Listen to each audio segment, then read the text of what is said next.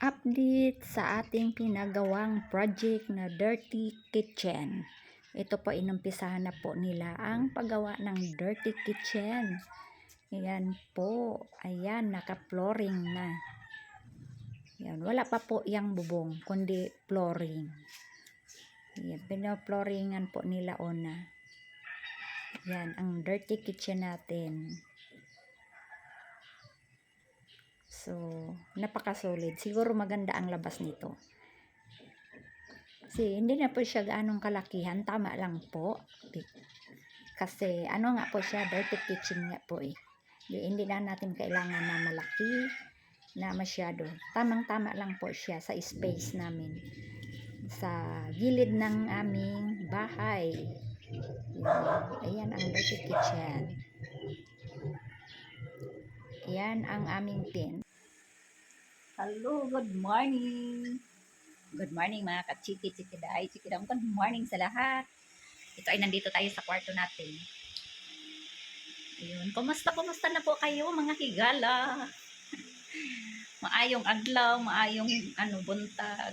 Ay, mapay paggising natin. Kaya gising lang natin guys. So, ayan, punta tayo sa labas. Punta tayo sa labas guys. May papakita ko sa inyo. Ano siya? Nagpapagawa ako ng hindi ko na sabihin ko na lang sa inyo pag dito tayo sa labas.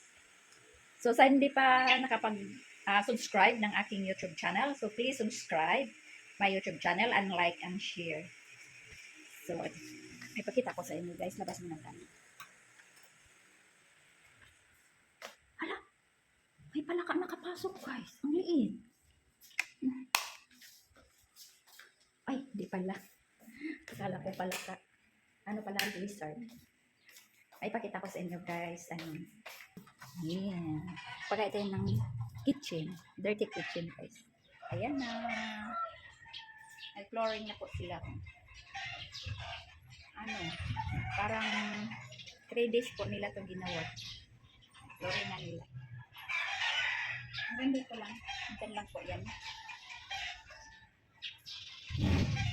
Tapos, dito din sa kabila. Ayan po. Ayan. Hanggang dito lang din. Hanggang dito lang. Hanggang dito lang.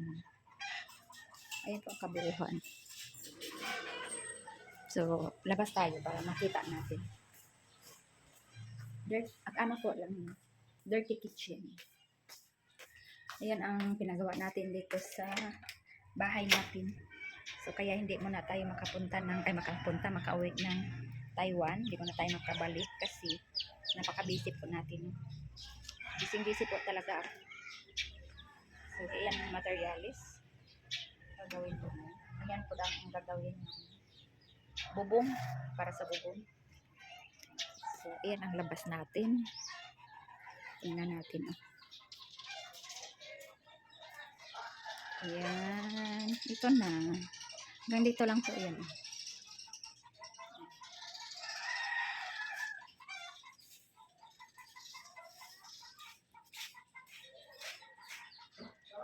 Yan, hanggang dito lang yun. Yan po ang dirty kitchen natin.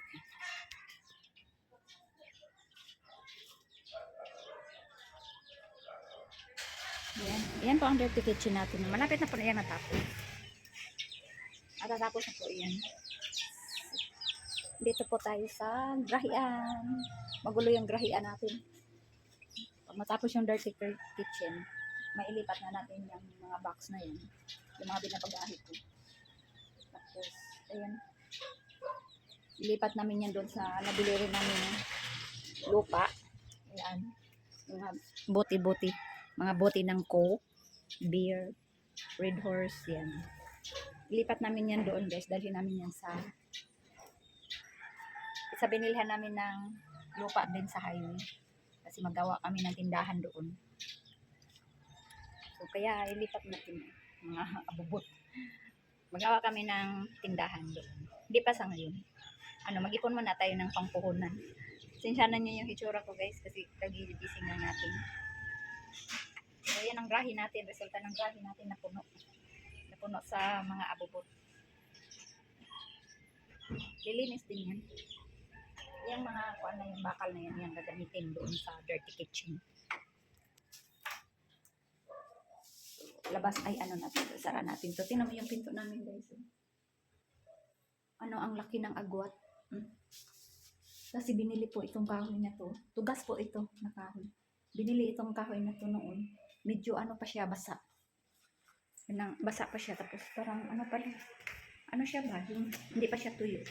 Tapos kinamit yun. Kaya habang tumagal, mainit, bilad siya sa inod. Kaya ayan, sara natin itong pinto. Habang ano tumatagal, bilad siya sa araw. Bantang kasi siya sa araw, guys. Kaya tumitigas siya. Sa Bisaya pa nakubol. Ganun siya, tuyong-tuyo siya. Kaya ganun resulta ng door namin. Ano siya, nagkang-a. So kaya ganun. So balik tayo dito sa kwarto natin. Mamaya na tayo babangos. Kasi mag-live muna ako, guys. So, ayan ang update natin. I-update ko na lang kayo hanggat matapos yung ating dirty kitchen. Pakita ko sa inyo, guys. Nabisi talaga ako, guys, kasi marami akong inisip na problema. Hindi naman problema na as in naka-stress. Ano, may kwento ko sa inyo. Nagbagahe kasi ako, guys, bago ako umalis ng Taiwan. May bagahe ako, package. Ngayon, ang package ko ay noong January 14, pinick up sa Taiwan. Doon sa bahay. Bago ako umalis kasi January 20 ako nag-fly papunta dito sa Pilipinas. Kaya pinapick up ko ng January 14. So ngayon, guys, 2 buwan na. 2 buwan na ako dito, guys. January, February, March na. 2 buwan na yung aking luggage. Hindi pala package. Usa ka box, isang box lang naman. Isang box lang yun, pero malaking box yun, jumbo box. Hanggang ngayon, guys, hindi pa nakarating. Nag-package ako dito doon sa EEC.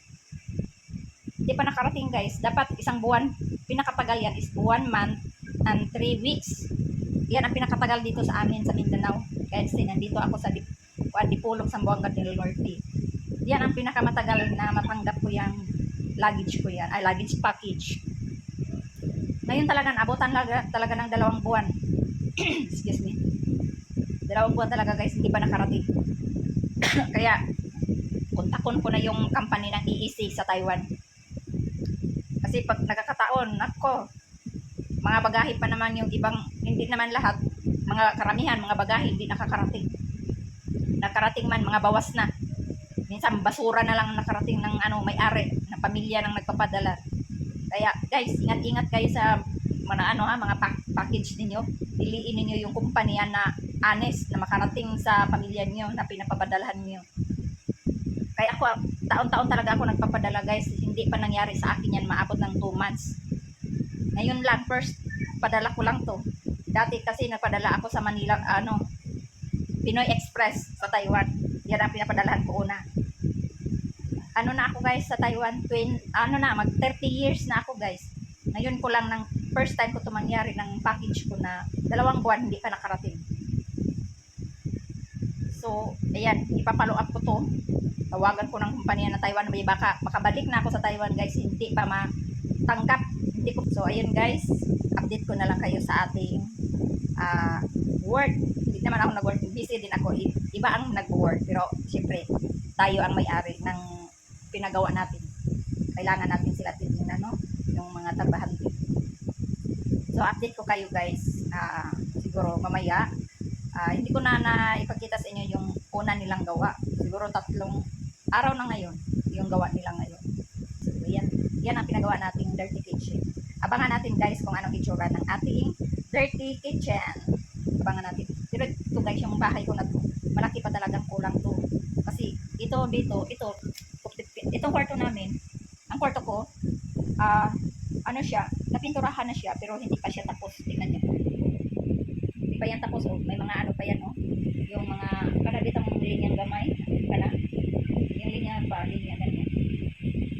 Yung sa iskineta, ayan may mga bako pa, hindi pa yan talaga. Kasi hindi pa po yan tapos, kulang pa ng pintura. Tapos ito, kumbaga, okay na tong wall, pero papinturahan ko ito ulit. pool. Tapos, bukod doon, sala namin sa taas kasi up and down po to, yung bahay na to. May second floor. So, ang sala doon is napinturahan na, pero kailangan i-kulitin. Tapos yung mga kwarto sa taas, kwarto ng anak ko, kapatid ko, is 4 na kwarto yun doon. Wala pa po yung pintura. Skim coat po talaga lang yun. So, malaki pa po ang gastusan itong bahay na to. Kasi malaki po yung bahay natin, kaya maubusan talaga tayo ng budget. At least dito sa kusina, wala pa po kaming cabinet. So, pakita ko sa inyo talaga. Wala pa talaga ako as in. Wala pang cabinet guys, pero malaki na ang gastos namin dito. Kita ko na.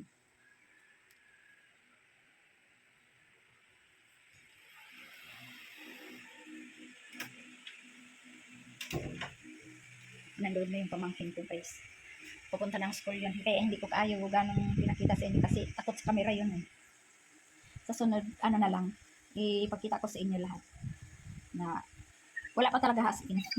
Ano lang, kitchen, ano lang siya, sink. Sink lang talaga siya. Tapos wala pa yung mga cabinet. As in na, hindi pa talaga tapos to guys. Yung bahay na to. Pero dahan-dahan lang kasi malaki na po ang gastos namin dito sa bahay na to. Kasi malaki nga. So, naubusan na kaming budget. Tapos ngayon guys, pinagawa namin yung kitchen. At saka, yung kitchen lang guys, na nasa 200, ang budget dyan ay 260,000 kitchen lang yun. Maliit lang yung pagka-dirty kitchen. Tapos, may lupa din kaming binili na pwesto sa highway. Highway talaga siya. Medyo malaki-laki po yun.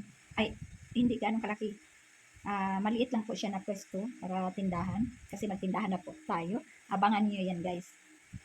Hindi na tayo mag-work sa Taiwan ng factory. Kasi nagka-edad na rin tayo, nata sa 50 plus. So, 53 na po ako. Nandito ako sa higaan. 53 na po ako. So, ayun. Teka lang guys, excuse ko. Nag-live kasi ako sa Popo. Hindi ko na nakuha. Tapos, ayun, asan na ba ko? Tapos ngayon, nabili na namin yun guys. Malaki din yun. Kasi mahal ang lupa ngayon, no? Naasa 200 square meter lang yun guys. Pero mahal.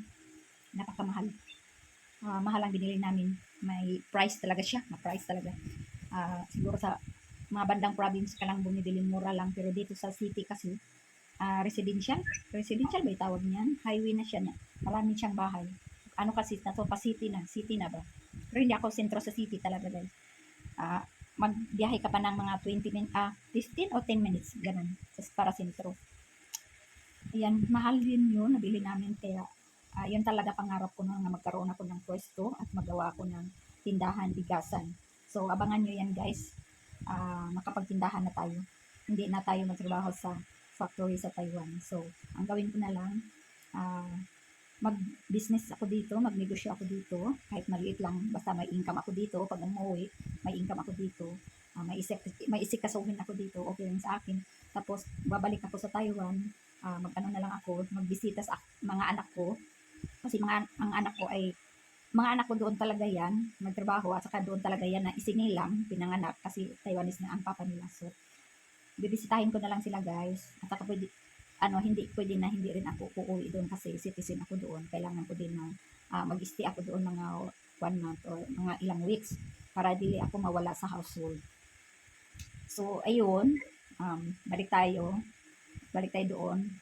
Tapos, yun ang pwesto dito. Kailangan mag-ipon-ipon muna tayo ng pangpuhunan kasi wala pa po akong puhunan. May space na. Ayan na ang problema ngayon. May ano na tayo, pwesto, pero wala pa tayong pangpuhunan at saka pangpagawa doon na para sa tindahan.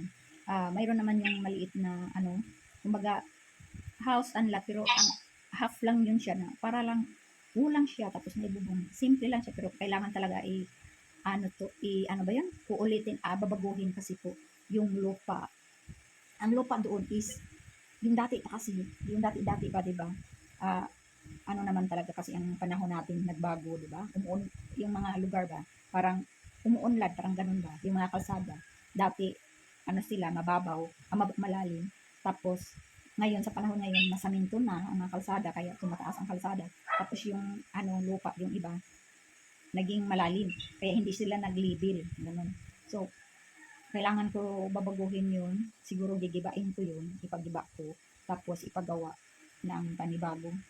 Kumbaga, ah, as in, magtayo ka talaga ng panibagong, building. Hindi naman siya building, guys. Gusto ko lang, bahala na kung anong gusto ko kasi, plano ko is, ang baba, tindahan, grocery store, tapos, ang taas, paupahan ko.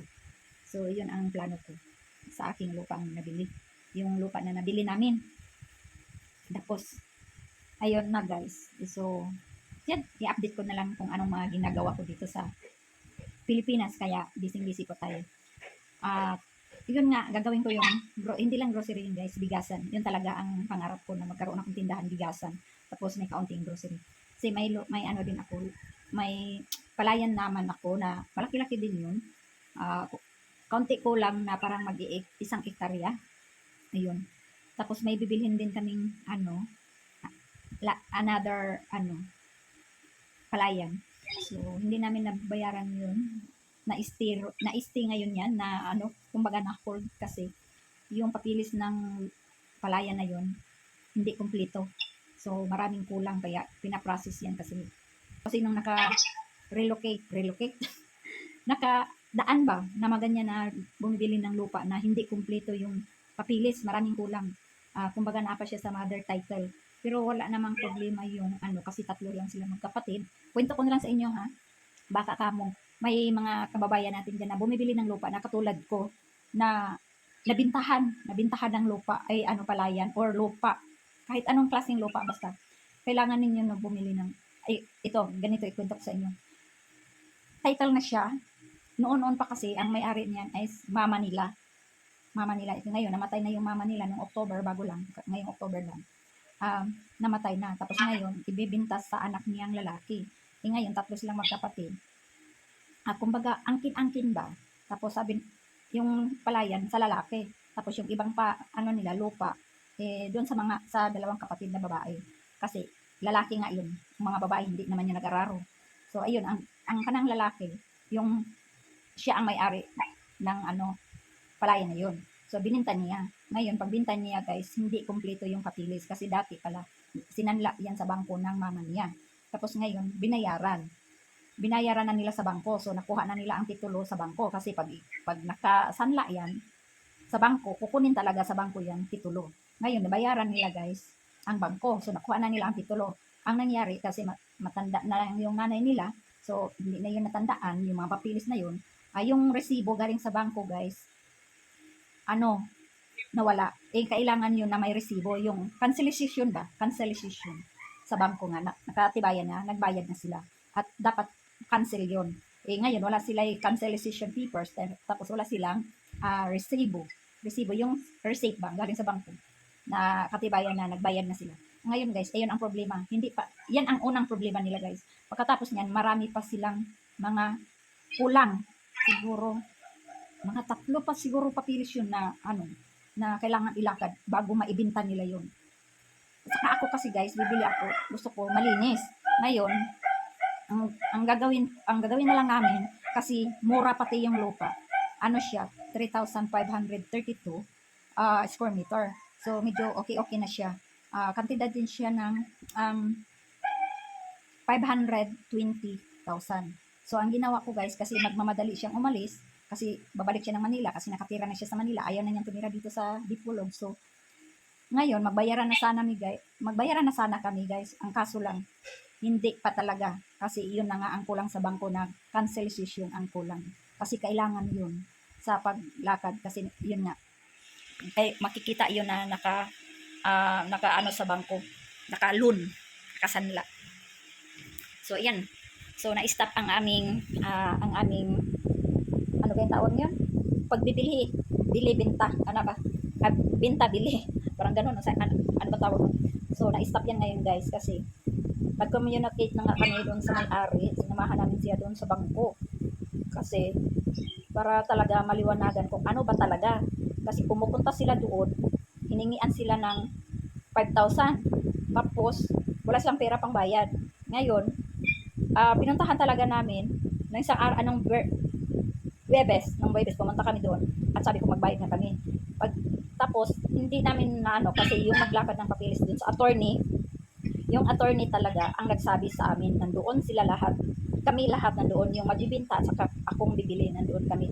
Sinabihan sila ng attorney na huwag ninyong bigyan ng sakit ng ulo ang buyer. Sinabihan talaga silang ganyan. Na huwag kayong ganyan. Kung anong kulang ng papilis niyo, lakarin ninyo yan bago niyo ibinta. Hindi na ganun sila ng attorney.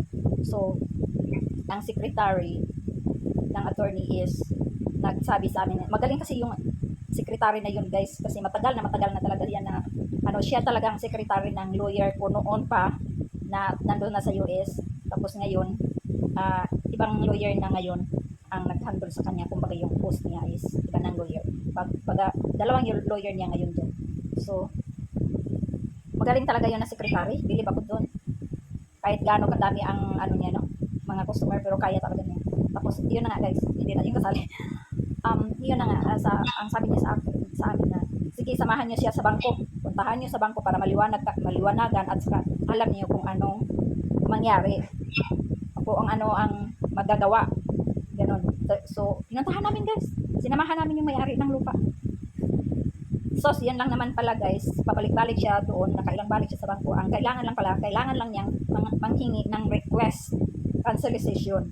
Yun, mag-request lang siya doon na i-cancel yung yung nabayad nila noon na pag loan sa lupa nila.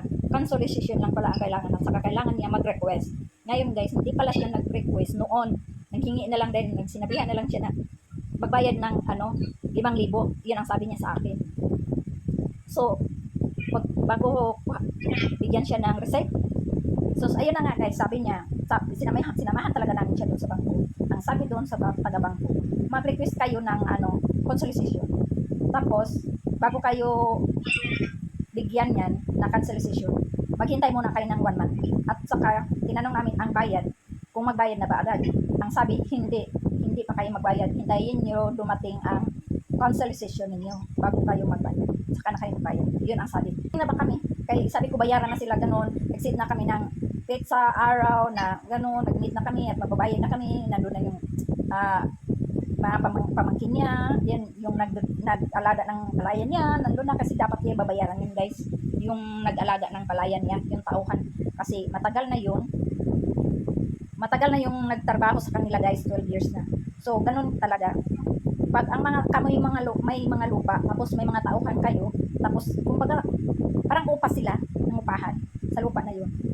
Na kayo nagtanggap lang kayo ng ninyo income. Pag matagal na sila guys, kailangan niyo yan na hindi niyo basta-basta paalisin. Kailangan niyo sila na bayaran. Babayaran niyo sila. Tapos kung ilang taon sila, kung magkano ang hiningi nila, bayaran nila yan. Bayaran niyo yan. Kayo ang magbayad niyan, yung may-ari ng lupa. Hindi niyo sila basta-basta paalisin lang kaya ibibinta niyo ang lupa. Hindi po. Magbayad talaga kayo. Kaya kung hindi kayo, paalisin na lang niyo sila basta-basta tapos hindi kayo nagbabayad. Malaking problema.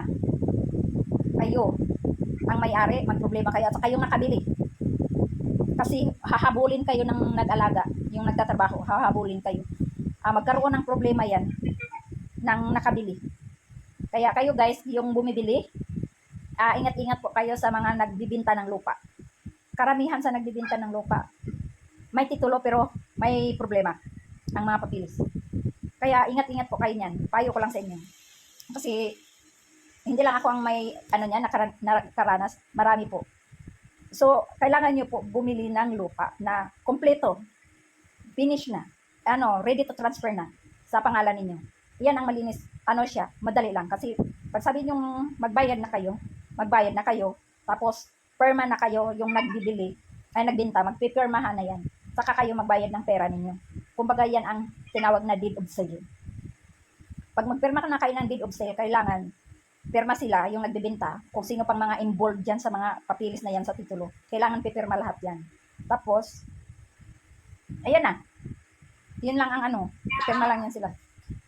Siguraduhin ninyo na malinis ang papilis at saka nakapirma lahat bago kayo maglabas ng pera ninyo. Yun lang ang payo ko sa inyo.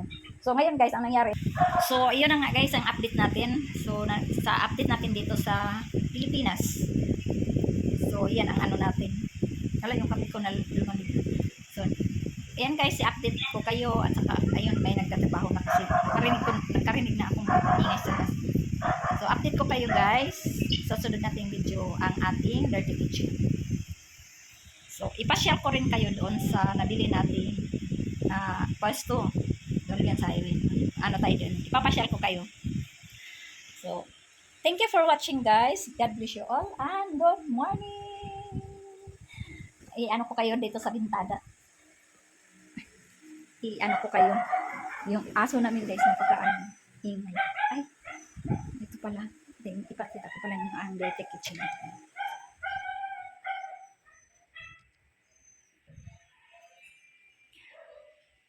Ang kusina namin, wala pang mga cabinet guys. Wala as in.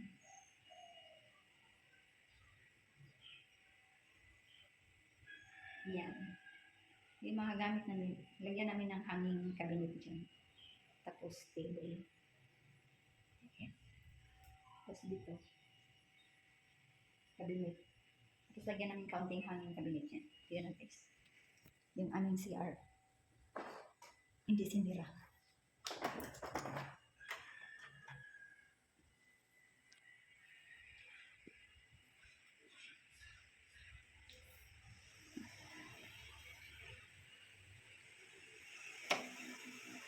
So, yan na guys. Yung ating kitchen. Wala pang walang mga cabinet kaya okay lang. So, see you next video. Bye!